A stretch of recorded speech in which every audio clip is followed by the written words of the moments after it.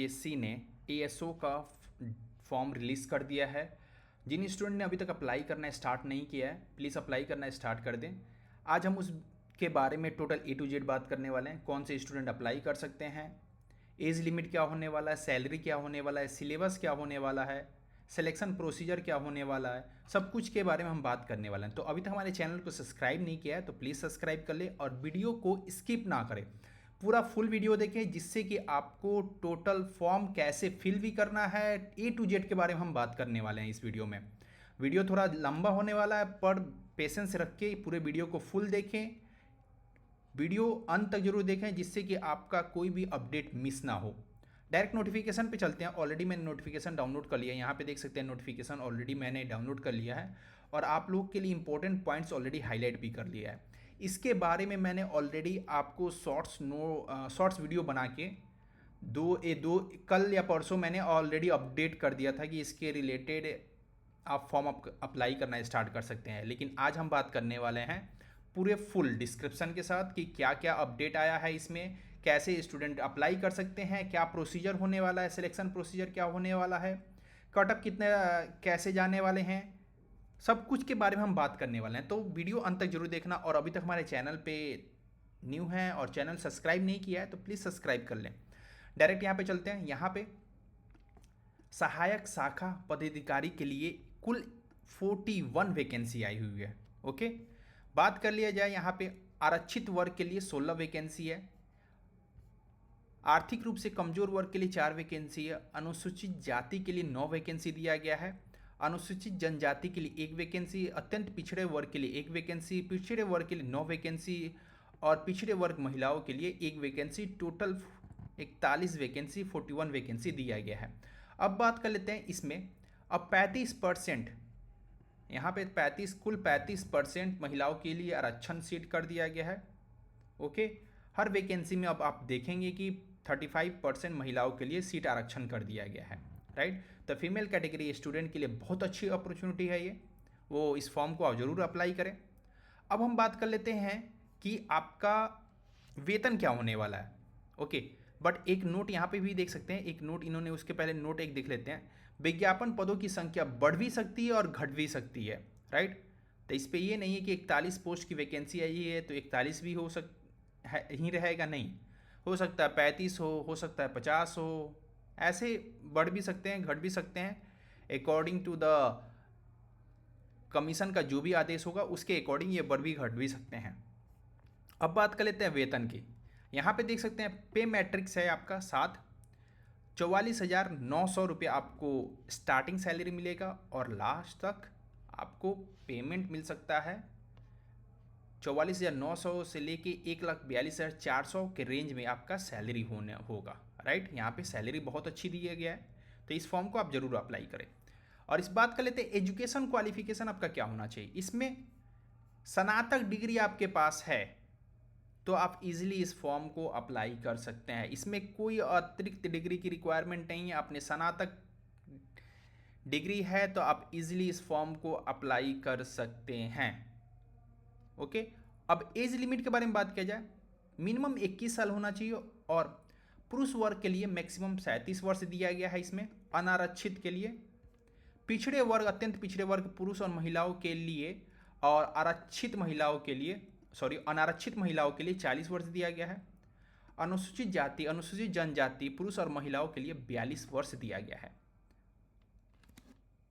और जो भी सेना में काम करते हैं उनका मैक्सिमम आयु 60 साल दिया गया है यहाँ पे। ओके, अब बात कर लेते हैं चयन की प्रक्रिया कैसी होने वाली है। सिलेक्शन प्रोसीजर कैसे होने वाला है। आपका 2 चरणों में एग्जाम होने वाला। प्रथम चरण आपका प्री होगा, उसके बाद मुख्य चरण आपका मेन एग्जाम लिया जाएगा। बात कर लेते हैं पहले प्रथम चरण में जो भी एग्जाम का पैटर्न क्या होगा उसके रिलेटेड हम बात कर लेते हैं। सिलेबस कैसे पूछेगा, वो क्वेश्चन कैसे पूछेगा, वो नेगेटिव होगा या नहीं होगा, उसके रिलेटेड हम बात कर लेते हैं। यहाँ पे देखते हैं समान अध्ययन होगा, प्रश्नों की संख्या 50 होगी। यहाँ पे समान विज्ञान और गणित होगा, प्रश्नों की संख्या 50 होगी। मानसिक क्षमता जांच होगा, 50 होगा। ओके, अब बात कर लेते हैं बहुविकल्पीय हो गया ये, और प्रत्येक 1 अंक का होगा। 150 क्वेश्चन होंगे और 1 अंक के होंगे। राइट, परीक्षा की अवधि कितना हो, 2 घंटे 15 मिनट होने वाले हैं आपके। अब इसमें यह है कि सामान्य ज्ञान जो प्रथम परीक्षा होगा उसका प्रश्न पर जो भाषा होगा उसमें क्या होगा, हिंदी इंग्लिश दोनों में है रहेगा। अगर इसमें आप कहीं पे भी देखो, अगर हिंदी में या एवं इंग्लिश में प्रश्नों में कोई भिन्नता होती है तो इंग्लिश को क्या किया जाएगा, प्रेफर किया जाएगा, राइट। अब बात कर लेते हैं कि आपके सिलेबस किससे आने वाले हैं, किस पुस्तक के अकॉर्डिंग आपका सिलेबस आने वाला है। यहाँ पे देख सकते हैं, अपने पुस्तक ले जा सकते हैं, प्रारंभिक परीक्षा पुस्तक सहित ली जाएगी, यानी परीक्षार्थी चाहे तो अपने साथ पुस्तक ले जा सकते हैं। वाह, यहाँ पे देखो कुछ अलग ही अपडेट आया हुआ है। प्रत्येक खंड के लिए एक ही पुस्तक ले जाने की छूट है।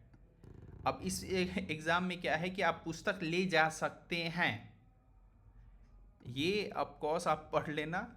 इसमें क्या है, प्रारंभिक परीक्षा पुस्तक सहित ली जाएगी, यानी विद्यार्थी चाहे तो अपनी साथ पुस्तक ले जा सकते हैं। प्रत्येक खंड के लिए एक ही पुस्तक ले जाने की छूट होगी। विद्यार्थी को अपने साथ अधिकतम 3 पुस्तक, एक सामान्य ज्ञान के लिए, एक मैथ के लिए, एक सामान्य विज्ञान के लिए परीक्षा भवन में ले जा सकते हैं। पुस्तक में एनसीईआरटी हो सकता है, बीएसईबी हो सकता है, या आईसीएसई बोर्ड का हो सकता है। अन्य बोर्ड जैसे टेक्स्ट बुक का मान्य होंगे एवं अन्य बोर्ड के टेक्स्ट बुक की भी मान्य होगा, जो दूसरे बोर्ड का टेक्स्ट बुक है उसको भी मान्य होगा। किसी भी विषय के संबंधित गाइड, किसी पुस्तक को फोटोकॉपी अथवा हस्तलिखित नोट परीक्षा भवन में ले जाने की अनुमति नहीं होगी। ओके, आप सोच रहे हैं गाइड लेके चले जाएं या RS अग्रवाल का बुक लेके चले जाएं, ऐसा कोई मान्य नहीं होगा। बस बोर्ड के रिलेटेड जो भी बुक होगा वही आप ले जा सकते हैं। परीक्षा भवन में प्रवेश करने के पूर्व विद्यार्थियों अपना नाम, अनुक्रम और अनुक्रमण्य पुस्तक पे अपने उस पर क्या करना होगा, नाम और रोल नंबर उस पर लिखना होगा, जो भी आप पुस्तक ले जा रहे हैं, ठीक है। प्रारंभिक परीक्षा का पाठ्यक्रम अधिलिखित हो गया, यहाँ पे अधिलिखित होंगे। यहाँ पे देख सकते हैं अब प्रारंभिक परीक्षा का पाठ्यक्रम यहाँ पे दिया गया है। सामान्य अध्ययन, जैसे कि आसपास के वातावरण कैसे हैं, सामान्य जानकारी होना चाहिए आपके, प्रतिदिन की जो घटनाएं हैं वो आपके पास पता होना चाहिए, राइट। इससे क्वेश्चन पूछे जा सकते हैं। और ससमय विषय जैसे वैज्ञानिक प्रगति के बारे में, वैज्ञानिक प्रगति, राष्ट्रीय अंतर्राष्ट्रीय पुरस्कार, भारतीय भाषा, पुस्तक, खेल खिलाड़ी, महत्वपूर्ण घटना इत्यादि के बारे में आपके पास जानकारी होना चाहिए। भारत और उनके पड़ोसी देश, जैसे इतिहास हुआ, उनका भूगोल हुआ, संस्कृति क्या है उनका, भारतीय संस्कृति क्या है, उसके बारे में आपकी जानकारी होनी चाहिए। अब खंड ख आता है सामान्य विज्ञान और गणित के बारे में। इसमें मैट्रिक्स स्तर पे आपसे क्वेश्चन पूछे जाएंगे। सामान्य विज्ञान में भौतिक शास्त्र, रसायन शास्त्र, जीव विज्ञान एवं भूगोल होंगे। अब इसमें क्या बोला है, गणित में जो भी समानुपात, औसत, ब्याज, परसेंटेज, ऐसे क्वेश्चन आपसे पूछे जाएंगे। रीजनिंग में आपको देख सकते हैं यहाँ पे क्वेश्चन जो पूछने वाले हैं, दृश्य स्मृति, कूट लेखन, कूटा व्याख्या, ऐसे आपसे प्रश्न पूछे जाएंगे, राइट। अब बात कर लेते हैं मुख्य परीक्षा के बारे में। मुख्य परीक्षा में 2 पत्र होंगे। इसमें यह है कि प्रथम पत्र जो होगा सामान्य हिंदी होगा, ये भी बहुविकल्पीय होंगे, लेकिन इसमें क्या है, आपको 30% आपको अंक लाना अनिवार्य है, किंतु मेधा सूची के प्रयोजन इनका गणना नहीं होगी। बस आपको ये क्वालिफाइंग नेचर का पेपर होगा। जो पहला पेपर होगा सामान्य हिंदी का, वो बस क्वालिफाइंग नंबर का होगा। 30% आप नंबर लाते हैं तो आपका सेकेंड पेपर सामान्य ज्ञान का पेपर चेक होगा, अदरवाइज आपका पेपर चेक नहीं होगा। इन्होंने ऑलरेडी मेंशन कर दिया है, जो उम्मीदवार इस विषय में 30% अंक प्राप्त नहीं करेंगे उनके मुख्य परीक्षा के दूसरे विषय सामान्य ज्ञान मुख्य मूल्यांकन नहीं किया जाएगा तथा वे मुख्य परीक्षा की योग्यता प्राप्त नहीं समझे जाएंगे। इसीलिए आपको मुख्य परीक्षा का प्रथम पेपर क्वालिफाई करना अनिवार्य है।